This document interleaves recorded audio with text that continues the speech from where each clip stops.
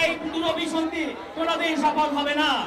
বাংলাদেশের রাজপথ, ঢাকার রাজপথ এনসিপির দখলে থাকবে, ছাত্র জনতার দখলে থাকবে। আওয়ামী লীগের কোন পুনর্বাসন বাংলাদেশের জনগণ মেনে নেবে না।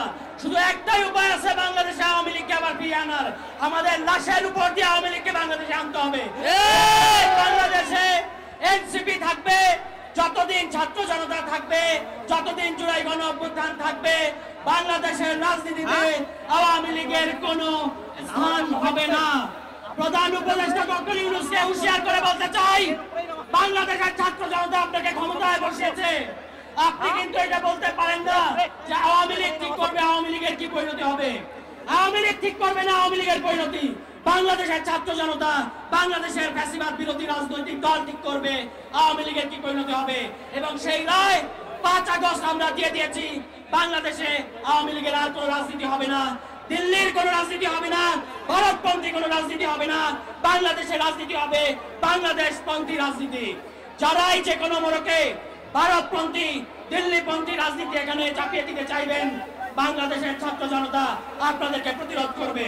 সুতরাং আগামী নির্বাচনের আগে আমাদের দাবি খুব পরিষ্কার, আপনারা নির্বাচনে যাবেন, আমরাও নির্বাচনের জন্য প্রস্তুত আছি, কিন্তু আগামী নির্বাচনের আগে আওয়ামী লীগের নিবন্ধন বাতিল করতে হবে, আওয়ামী লীগের সকল রাজনৈতিক কর্মকাণ্ড নিষিদ্ধ করতে হবে।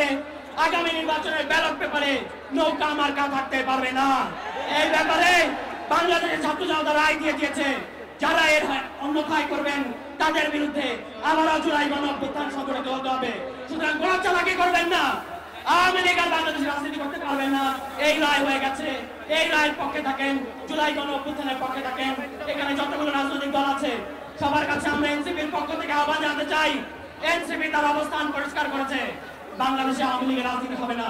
আপনাদেরকে কোনো রকম চালাকি করবেন না, আপনাদের অবস্থান পরিষ্কার করতে হবে। আওয়ামী লীগ কি আপনাদের অবস্থান কি জনগণের সামনে পরিষ্কার করেন। প্রত্যেকটা রাজনৈতিক দলকে তাদের ইশতেহারে আওয়ামী লীগ নিয়ে তাদের কি অবস্থান পরিষ্কার করতে হবে, এটা পরিষ্কার করার আগ পর্যন্ত বাংলাদেশের জনগণ তাদেরকে ভোট দেবে না। আমি আমার বক্তব্য শেষ করবো শুধু এটা বলে, ঢাকার রাজপথ এনসিপি নেতাকর্মীরা দখল রাখবে।